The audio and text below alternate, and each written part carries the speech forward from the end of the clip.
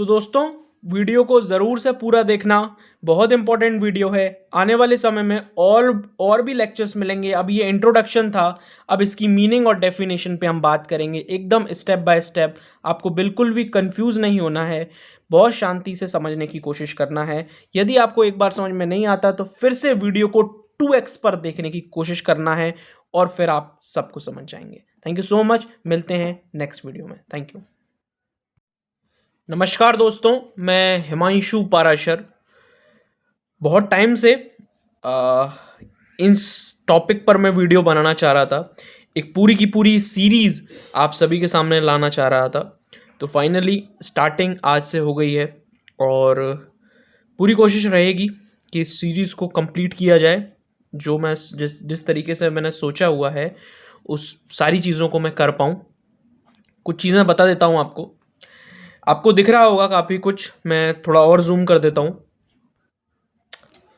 तो Himanshu coaching classes दिख ही रहा है। बेसिक टू हाई बेसिकली इसमें मेरी ये सोच थी कि मैंने एक चीज़ नोटिस की है कि कहीं ना कहीं जो कॉमर्स का स्टूडेंट है चीज़ें उसको क्लियर नहीं है, पास करते चला जा रहा है, वो आगे बढ़ता चला जा रहा है, पर बेस जो है आज भी काफ़ी ज़्यादा कमज़ोर देखने को मिलता है। इवन 11th के स्टूडेंट में, 12th में और बीकॉम के स्टूडेंट्स में भी। इस वजह से ये सेशन ला रहा हूँ मैं।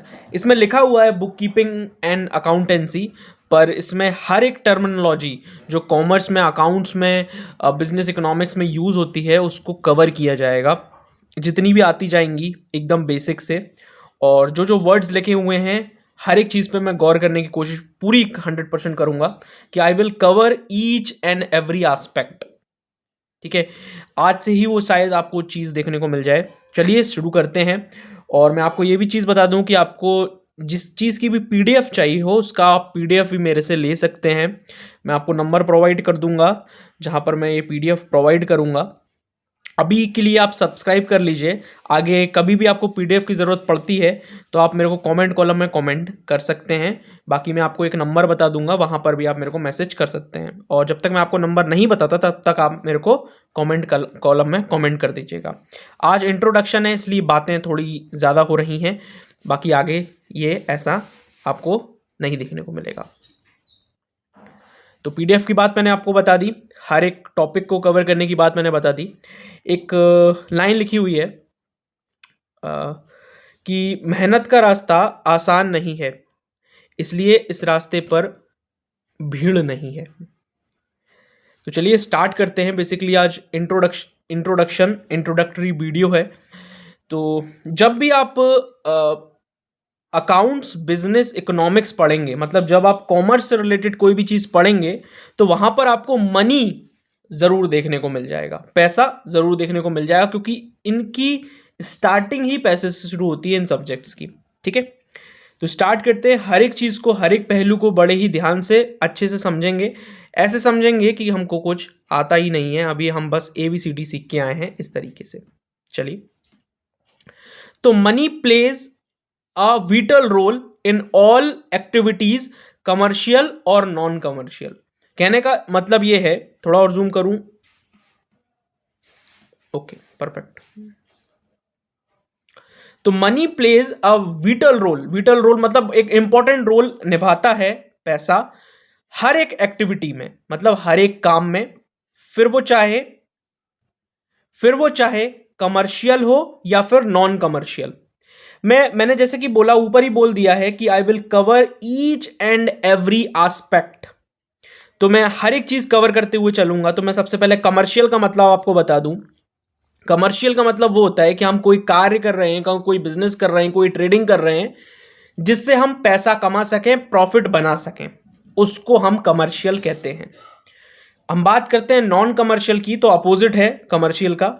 इसमें हम कोई कार्य कर रहे हैं, कोई बिजनेस कर रहे हैं, कोई ट्रेडिंग कर रहे हैं, पर हम प्रॉफिट मेकिंग नहीं चाहते, वो नॉन कमर्शियल एक्टिविटी होती है। क्लियर हो गई बात? आगे बढ़ते हैं। तो मैंने पढ़ा money plays a vital role in all activity, commercial और non commercial, of an individual और ऑर्गेनाइजेशन। कहने का मतलब ये है कि पैसा बेहद ज़्यादा इम्पॉर्टेंट है हर एक एक्टिविटी में, फिर वो चाहे कमर्शियल हो और फिर वो चाहे नॉन कमर्शियल हो।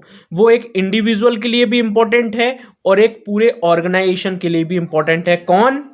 मनी। क्लियर है यहाँ तक बात? यहाँ तक कोई डाउट नहीं होगा आपको। धीरे धीरे सारी की सारी चीज़ें खुलती जाएंगी, धीरे धीरे सारी की सारी चीज़ें कवर होती जाएंगी, धीरे धीरे सब कुछ समझ में आता जाएगा। अभी इंट्रोडक्शन है, अभी अकाउंटिंग पे बात नहीं की, अभी बुक कीपिंग पे बात नहीं की, अभी अकाउंटेंसी पे बात नहीं की, अभी सिर्फ बेस बनाने की कोशिश कर रहे हैं, अभी सिर्फ पैसे की बात कर रहे हैं और पैसे से धीरे धीरे चीज़ें आगे बढ़ेंगी। ठीक है, अभी मैंने पैसे की बात कर ली कि पैसा बहुत ज़्यादा इंपॉर्टेंट है कमर्शियल और नॉन कमर्शियल एक्टिविटी में। अब बात करते हैं हम रिकॉर्डिंग की। रिकॉर्डिंग क्या है? तो रिकॉर्डिंग देयरफॉर इज एसेंशियल, मतलब जरूरी है, for all such activities which involve money. जहां पर पैसा इन्वॉल्व हो जाए वहां पर रिकॉर्डिंग एसेंशियल हो जाती है। फॉर एग्जाम्पल, एक बर्थडे पार्टी आपको सेलिब्रेट करनी है एक रेस्टोरेंट में, एक होटल में, तो वहां पर पैसा लगेगा, वहां पर पैसा इन्वॉल्व होगा, तो वहां पर रिकॉर्डिंग इसेंशियल हो गई। मतलब वहां पर पैसे का मैनेज, कहाँ केक कितने का आया, एक प्लेट कितने की दे रहे हैं, पर पर्सन प्लेट कितने की है, कितने लोग आने वाले हैं, कितना पैसा खर्च होगा, डेकोरेशन वाला कितना लेगा, साउंड वाला कितना लेगा, ये सब क्या है? ये रिकॉर्डिंग ही तो है। ये सब हम लिखेंगे ही तो एक जगह पर, एक पेज पर। क्लियर है? यहां तक बात क्लियर है? मैंने आपको अभी तक दो चीजें समझाई हैं। पहली चीज ये है कि मनी बहुत ज्यादा इंपॉर्टेंट है कमर्शियल और नॉन कमर्शियल एक्टिविटी में, और दूसरी चीज मैंने आपको अभी जस्ट बताई कि रिकॉर्डिंग इसेंशियल है, जरूरी है जब भी मनी की बात होती है, जब भी किसी एक्टिविटी में मनी इन्वॉल्व हो जाता है। अभी सिर्फ मैंने आपको दो बातें बताई हैं, आगे और बढ़ते हैं। अब लिखा हुआ है सिंपल वर्ड्स में कि रिकॉर्डिंग इज कॉल्ड अकाउंटिंग। अब आया है अकाउंटिंग का नाम, कि रिकॉर्डिंग को भी, मतलब बहुत ही आसान शब्दों में अगर मैं बोलूं तो रिकॉर्डिंग को ही अकाउंटिंग कहते हैं। जैसे कि मैंने आपको अभी एग्जांपल दिया था बर्थडे का, कि उसमें साउंड कितने का है, तो एक पेज पे लिख लिया भाई साउंड वाला इतना लेगा। एक प्लेट कितने की है? 250 रुपये की एक प्लेट है, 50 लोग आने वाले हैं, इतना इतना खर्चा होगा। ठीक है, डेकोरेशन में कितना हुआ खर्चा, एक पेज पे लिख लिया। तो ये अकाउंटिंग ही है, रिकॉर्डिंग ही क्या है? अकाउंटिंग है। अभी अकाउंटिंग के बारे में नहीं बताया, अब धीरे धीरे बढ़ेंगे, इसलिए जल्दबाजी मत करना, बहुत पेशेंस के साथ हर एक चीज को सुनना समझना बस। ठीक है, accounting is the language of business. Accounting जो है वो लैंग्वेज है बिजनेस की। बिजनेस आप समझते होगे, ठीक है ना? हर एक चीज़ एक बिजनेस ही तो है। आज आप एक दुकान पे मैगी लेने जा रहे हो, आप रिलायंस में मैगी लेने जा रहे हो, या कहीं और मैगी लेने जा रहे हो, या कोई दूसरा प्रोडक्ट लेने जा रहे हो, वो सब क्या है? बिजनेस का ही तो पार्ट है। और भी कई सारी चीज़ें बिजनेस में आती हैं। गाड़ी ठीक हम करवाते हैं, हम फ्रिज लेते हैं, हम टीवी लेते हैं, वो सब बिजनेस ही तो है। तो accounting is the language of business. Clear है ना? ज़्यादा समझाने की इस लाइन को जरूरत तो नहीं है ना। बिजनेस की लैंग्वेज कौन है? अकाउंटिंग है। ठीक है, सारी चीज़ें करें। which is the medium of communication of all financial activities। क्या कहने का मतलब है मेरा? कि अकाउंटिंग लैंग्वेज है बिजनेस की, और ये एक माध्यम है, is the medium of communication, बातचीत करने का माध्यम है, ऑफ ऑल फाइनेंशियल एक्टिविटीज। एक एग्जांपल से समझाने की कोशिश करता हूं। आज मेरी एक रजिस्टर की दुकान है, मैं रजिस्टर सेल करता हूं फॉर एग्जाम्पल, तो मेरा बिजनेस है, तो मेरी लैंग्वेज क्या हुई? अकाउंटिंग। आप अकाउंटिंग क्यों हुई? क्योंकि मैं जो भी रजिस्टर बेचूंगा मुझे पता होना चाहिए कि मैंने वो 16 रुपए का खरीदा था और 20 रुपए का बेचा। समझ में आ रही है? तो ये रिकॉर्डिंग ही तो करूंगा मैं, ये कहीं ना कहीं मुझे लिखना ही तो पड़ेगा कि यार 16 रुपए का रजिस्टर बेचा था मैंने होलसेलर से, और अपने कस्टमर को मैंने 20 रुपए का दे दिया। तो अकाउंटिंग, ये अकाउंटिंग की मैंने, रिकॉर्डिंग ही की है ना, जिससे मुझे समझ में आ रहा है कि फाइनेंशियल एक्टिविटीज में मेरे को कम्युनिकेशन सेट हो पा रहा है। किसकी मदद से? किसकी मदद से? अकाउंटिंग की मदद से, रिकॉर्डिंग की मदद से मुझे पता चल पा रहा है ना। ये पता चलना ही तो कम्युनिकेशन होता है, कि मुझे पता चल पा रहा है रिकॉर्डिंग करने से, अकाउंटिंग करने से, कि यार ये प्रोडक्ट मैंने इतने का खरीदा था और अब मैं इसको इतने का बेच रहा हूं। मैंने 16 रुपए का खरीदा था और मैं 20 रुपए का बेच रहा हूं। ये क्या है? रिकॉर्डिंग है। और रिकॉर्डिंग क्या कर रहा है? एक माध्यम बन रहा है कम्युनिकेशन का, फाइनेंशियल एक्टिविटी का।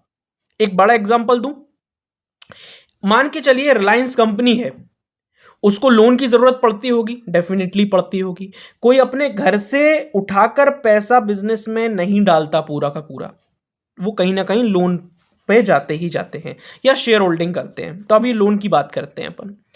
मान के चलो बैंक से रिलायंस को लोन लेना है, और यदि फॉर एग्जाम्पल मान लेते हैं रिलायंस वैसे बहुत अच्छा कर रहा है, पर पिछले 10 साल की हिस्ट्री यदि उठा के देखें, फॉर एग्जाम्पल 10 साल से रिलायंस लॉस में है पूरी तरीके से, ये एग्जाम्पल दे रहा हूं मैं। मान के चलिए 10 साल से रिलायंस लॉस में है पूरी तरीके से, तो क्या बैंक उसको लोन देगा रिलायंस को? बिल्कुल भी नहीं देगा, देगा ही नहीं। कोई एक आध बैंक दे दे तो बहुत अलग बात है, इंटरेस्ट रेट बहुत ज़्यादा चार्ज करेगा, पर लोन मिलेगा ही नहीं, क्योंकि आपकी हिस्ट्री खराब है ना। मतलब आपकी जो रिकॉर्डिंग थी वो खराब है। तो रिकॉर्डिंग, जो आपने रिकॉर्डिंग की वही तो कम्युनिकेट कर पा रही है ना फाइनेंशियल एक्टिविटी के साथ, है ना। समझ में आ रही है मैं क्या बोलना चाह रहा हूं? कि पिछले 10 साल की जो डेटा था रिलायंस का, जो लॉस में चल रहा था, वो किससे पता चला? वो जो रिकॉर्डिंग कर रहे थे ना, उससे पता चला। मतलब वो जो अकाउंटिंग कर रहे थे ना रिलायंस वाले, उससे पता चला। किसको पता चला? बैंक को पता चला। तो बैंक ने कम्युनिकेशन किससे किया? अकाउंटिंग से, रिकॉर्डिंग से। समझ में आ गई मेरी बात?